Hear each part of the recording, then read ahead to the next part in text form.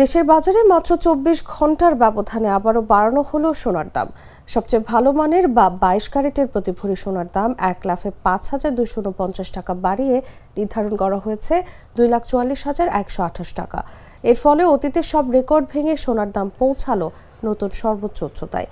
স্থানীয় বাজারে তেজাবি সোনার দাম বৃদ্ধির প্রেক্ষিতে এই সিদ্ধান্ত নিয়েছে বাংলাদেশ জুয়েলার্স অ্যাসোসিয়েশন বাজুস। বুধবার থেকে নতুন এই দাম কার্যকর হবে। মঙ্গলবার বাজুসের প্রাইজিং কমিটির বৈঠক শেষে চেয়ারম্যান ডাক্তার দাওয়ান আমিনুল ইসলাম শাহিনের সই করা বিজ্ঞপ্তিতে বিষয়টি জানানো হয়।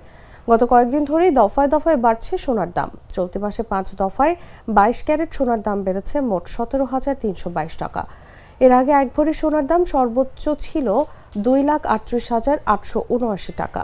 নতুন দামে ২১ ক্যারেটের সোনা বিক্রি হবে ২,৩২,৯৮৮ টাকায়। ১৮ ক্যারেট ১,৯৯,৭৪৬ টাকা এবং সনাতন পদ্ধতির সোনা ১,৬৩,৮২১ টাকায়। এদিকে সোনার পাশাপাশি বাড়ানো হয়েছে রূপার দামও। ২২ ক্যারেটের এক ভরি রূপা বিক্রি হবে ৬,৫৯০ টাকায়।